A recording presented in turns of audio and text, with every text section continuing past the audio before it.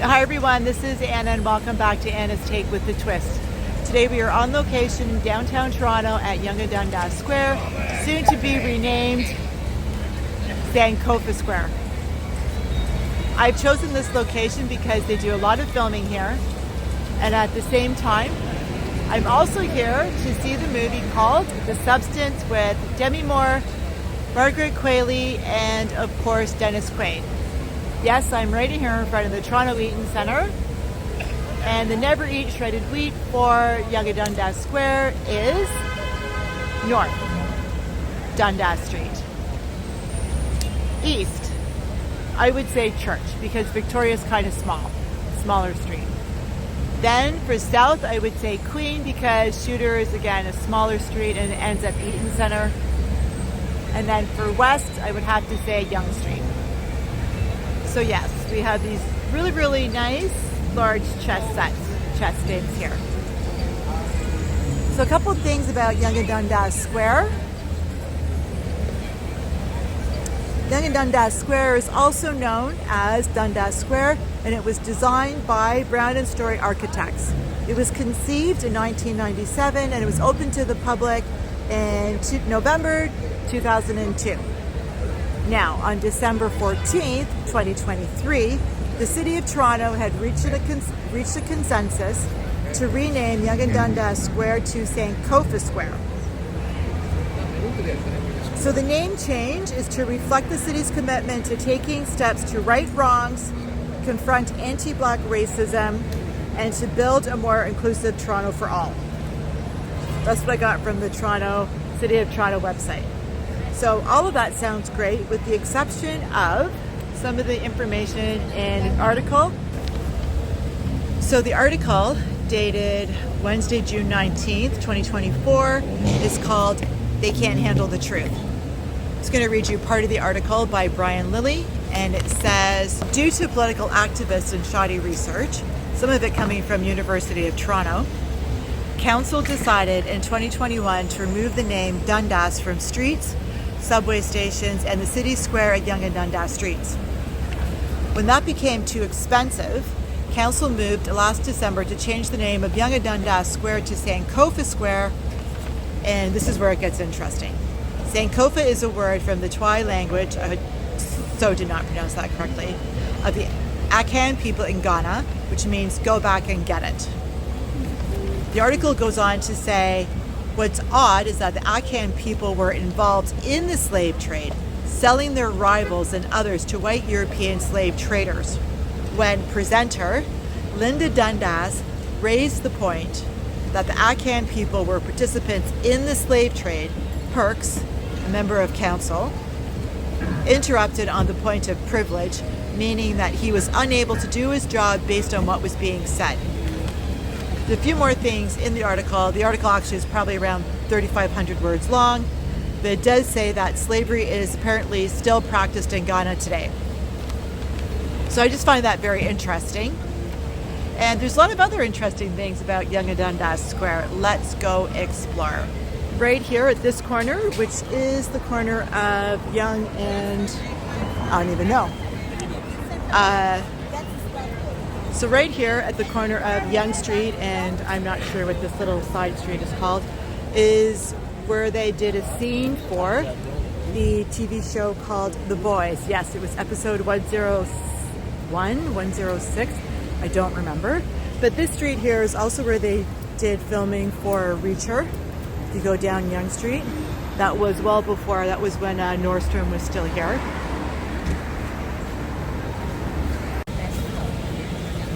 So actually it was here in this square where they filmed some scenes from the TV pilot called Minority Report. That was in March 2015.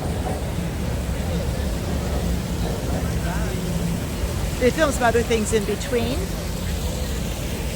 But then in May, on a Friday night actually, of 2022, I think they filmed and they did a night shoot here for, I think it was Reacher, and someone that I know was actually kind of surprised that I didn't work on it. And the reason I didn't work on it, not because I have an aversion to night shoots. However, if I would have known it was this location, I would probably However, if I would have known it was this location, I probably would have said no, just because this neighborhood gets very interesting after dark. But yeah. We now have the first Shake Shack, so that's exciting.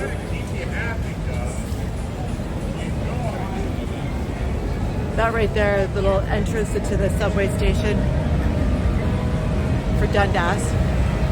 All the bike couriers for their food delivery. That's where we're going to go see the movie at 6 p.m. Dollarama there in Little Canada. I'm just walking down Dundas, so I'm walking east. Right there in the corner of Dundas, and that's Victoria, is the Toronto Public Health, where they have the overdose prevention site. And so that's partly why the neighborhood can get a little bit interesting after dark. And when I come out of the movie, because it starts at 6 p.m., when I come out of the movie, I'll do some more filming, let you know what I thought of the movie. But anyway, this building here, Sam the Record Man on top, is going to be changed. It's going to be student housing for, I think, used to be called Ryerson, but they changed that name too. So I think it's Toronto Metropolitan University. And right here we have the city building where they have City TV. If we go down the street some more, you'll see, anytime you see large white vans or large white trucks, it's because they're filming. So this is where they usually park all the trucks, because they're doing filming inside of any one of the theaters. And I just want to add to that, I think the City of Toronto is doing its best to clean up the area, but it does get really interesting here. And the music was blaring because people literally sit there all day long, so they have to have the classical music blaring. The Dollarama is currently closed because someone decided to burn it down. That was the second time. And if you go upstairs to ladies' washroom, then the classical music is burning in there, is blaring in there too, because I'm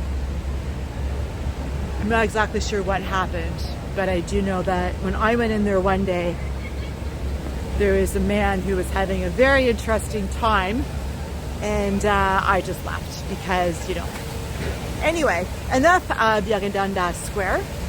We'll see it when the movie's finished, and I'll let you know all about the substance. Very excited. So it's almost 5:30, and the movie starts at 6 p.m. and I'm still here at Yonge and Dundas Square, but I wanted to show you, this is the flyer that I received when I was walking through TIFF on Thursday, September 5th. Have you ever dreamt of a better version of yourself? The substance. You've got to try this new product. I think it's kind of interesting that the color of the flyer is very similar to the color of the actual activator, which is the substance that Demi Moore and Margaret Qualley use in the movie. Of course, they have different names. So I'm just going to head up and get ready for the movie now. It does start at 6. It is actually in the VIP, so it's the same price as the movie at TIFF. But the seats are going to be more comfortable, and there's only 2 showings, so I'm kind of excited. And I will say that at the same time, oh my God, there's never a dull moment in this square. I'm not even going to tell you what I saw a few moments ago, because that was pretty funky, even for Yonge and Dundas Square. Anyway, so I am really excited to see the movie, and I'll let you know how it is. Okay, so I just finished watching The Substance at 10 Dundas in the VIP, and I survived it. I'm telling you this because it's okay. At TIFF, it won the People's Choice Midnight Madness Award for a reason. There's a lot of prosthetics. So yes, when they say Demi Moore sat and had her prosthetics put on, it took like 6 to 9 hours. Believe that to be true, because when you see it, You won't believe it. Like, I was just like, there's no way. But there was a way, because it's clearly her in there. I hope I haven't said anything too much. So the next thing that I would like to say is that it did win an award at Cannes. And the award that it won at Cannes was the best screenplay for 2024. It was written and directed by Coraline Fargeat, which I hope I pronounced her surname properly. If I haven't, my apologies. And this movie is classified as a horror sci-fi. It's 2 hours and 20 minutes, 2 hours and 22 minutes, but if you're ever in the VIP, it starts after everyone receives their alcohol and their food. So on Rotten Tomatoes, it's rated as 88%, and IMDb,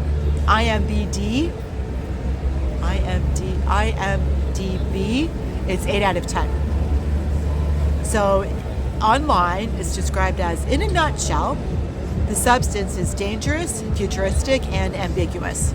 Which, yes, it is. It is R-rated because of the strong, bloody, violent content, the gore, and the graphic nudity and the language. So, I always sit in the back row because I always want to see what everyone else is doing. I only do this when I go to the movies because I always want to see the full movie. So because the movie was 2 hours and 22 minutes, actually because it was the VIP, it takes a little bit longer. So I will say this. There was about 40 people in the theater, which is pretty good for a Friday night with all the other more expensive movies out there. And I would say that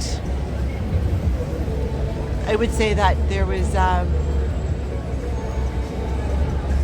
third single men with their friends, a third single women by themselves. I would be one of them, and then a third would be couples. Now, I would not take anyone. Like I wouldn't go see the movie The Substance with my husband or a boyfriend or a date or whatever. It's a body horror. I don't think guys want to see that. However, guys did want to see and fully appreciated the nude scenes with Demi Moore and Margaret Qualley. Oh, sorry, the motorcycles. Hold for sound.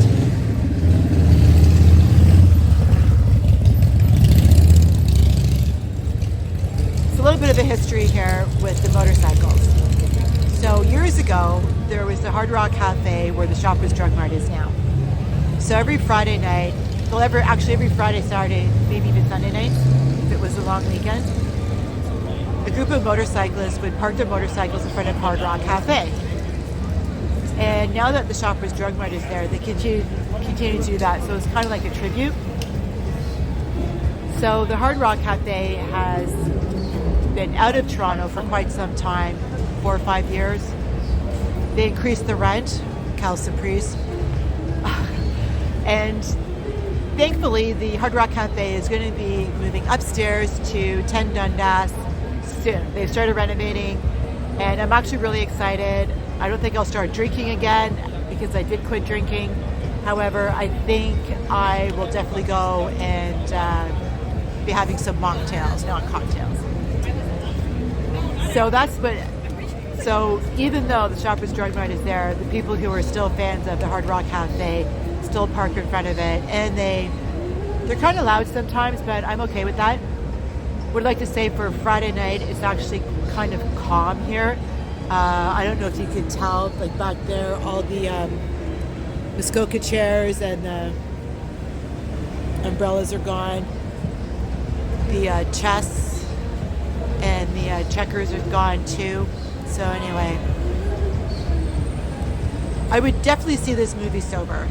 Like, definitely see it sober. And I would definitely see it in the movie theater because it's very cinematic. It was made for the theater. One thing that I did, because I'm doing the YouTube video for this, is I watched the Q&A for Con, and I also watched the two Q&As for TIFF. I don't know if I would do that before I see the movie. I did it because obviously I'm doing the YouTube channel and I'm doing the YouTube video. However, if I was to see the movie, I wouldn't do it. I would just see the movie. I would do it sober or with very little light alcohol and light drug consumption. And I would just take it from there. Do I want to see it again? It's a horror sci-fi. I'm not into horror. I would definitely get it on DVD.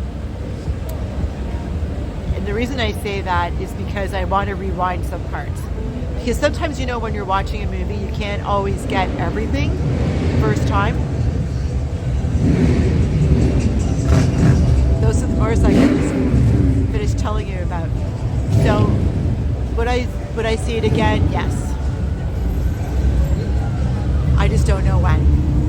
If you like this video, you can always like the video. You can always leave a comment, and you can always share this video. And I would greatly appreciate it if you would consider subscribing. Thanks again for watching Anna's Take with the Twist, and that's a wrap.